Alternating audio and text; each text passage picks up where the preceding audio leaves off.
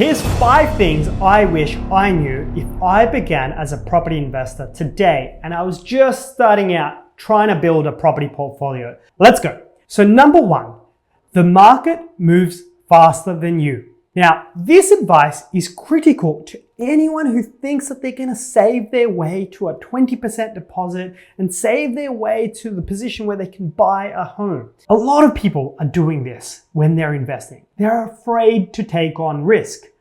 The number of people I meet that are sitting on hundreds of thousands of dollars and they've just saved their way there in their 20s through high incomes and just parking money away without actually taking action is crazy.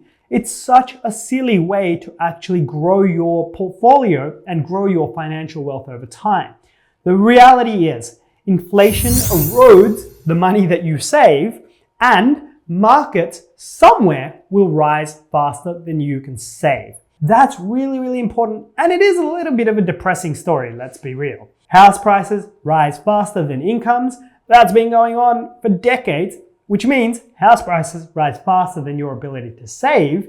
And the cost of everything ain't getting cheaper, including houses. So you want to be in the market as soon as you can.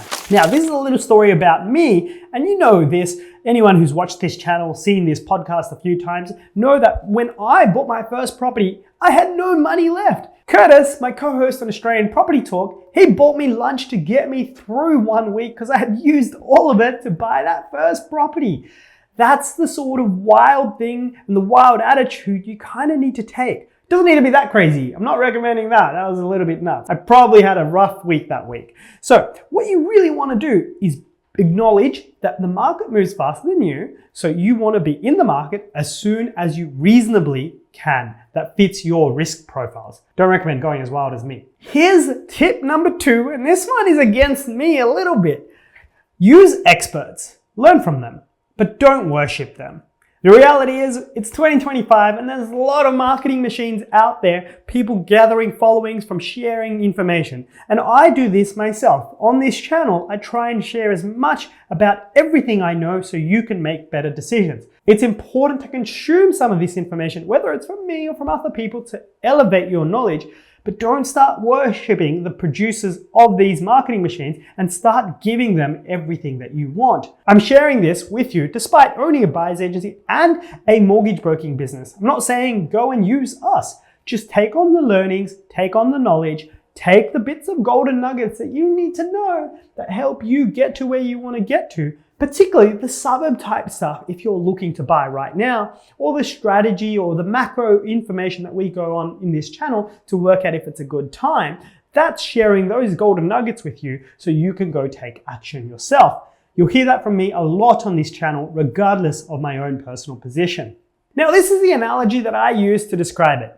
If there's a boat full of people or a car going somewhere, and that somewhere is somewhere where you want to be, for example, a property investor learning to grow a portfolio over time, which was me, and many of you watching this channel are exactly that. If that's what you want to do, you can network yourself with like-minded individuals that help you get there. There's plenty of communities, there's plenty of forums, there's plenty of available ways to meet other people going and doing it and share insights. It's much easier when you have a community around you. Here's step number 3. You've got to preserve your capital as much as possible. So if you don't have much capital and you're buying your first investment property and you don't have any savings, you've got to learn your way a little bit more yourself rather than just engaging in experts to do everything for you, because that is expensive. Great course providers, all of those buyer's agents, including Elia and Flint Invest, everyone that we work with, people's time generally costs some money. Not Flint Invest because it's a mortgage broking business, but if you're engaging a buyer's agent, a course provider, or anyone that's actually trying to help you get to the point where you're buying a property, it's going to cost you a little bit of money. If you can avoid it and learn everything yourself and take action, you're going to preserve your capital so you can make decisions. For someone sitting on a very low, limited amount of capital, the choice to go and spend $5,000, $6,000, $7,000, $10,000 or $15,000 on experts to do something for you, that's going to soak up a lot of your capital, and it's not necessarily the right thing for you if you don't have much capital to begin with. That's why I'm really passionate about that on this channel. I want people to make better money decisions. That is the goal of this. If you don't have much capital, drop the word course below. And you know what I'm going to do? I'm going to blow away that industry to pieces and just give it all away to you for free. I'll spend a weekend of my time getting it all done for you so you know exactly what you need to do without spending thousands of dollars from marketing machines providing a course to you, taking money away from your pocket to them to help educate you. The important thing to do is action. Buying a course is not action. Educating yourself is part of that process, but it is not action. Action is actually having a property, having a piece in the game, having an asset that is growing with you over time. Knowledge is important, but action is more important. And it's important that that knowledge doesn't take away from the action itself. Here's tip number 4, and I love this one. We have just worked with somebody at Flint Invest where we've got them a 94% plus LMI loan with a major bank on an interest-only loan term. Yes, that is possible. If you want to stretch out your small deposit as much as possible and extract it to different purchase prices, then you can go and do this by getting a high loan-to-value ratio loan where you are getting more and more of the bank money and extrapolating your savings into a bigger purchase price.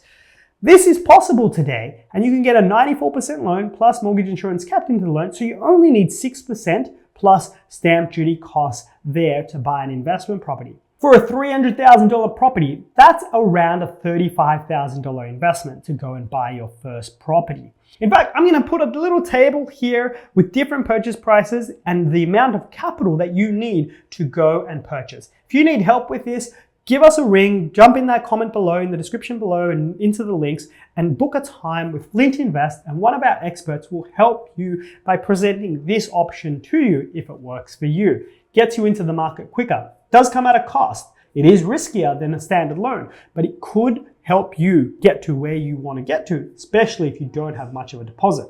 And here's tip number 5. This one might ruffle a few feathers, but you need to find a way to accelerate your deposit creation and shorten that time period that it takes you to save that deposit in the first place. If you don't have access to mum and dad and you don't have help and you have to do it yourself, you're going to have to find a way to close that window of saving up your deposit as quickly as possible. This could be the traditional way, what most parents would say, what everyone's been saying for a long time is, live off baked beans. Don't eat anywhere. Don't go anywhere. Save your way there. And yes, that does play an important role when you first begin. There's no denying that you've got to make some sacrifices when you first start to get what you want. But there's other ways too. What I worked on was accelerating my income.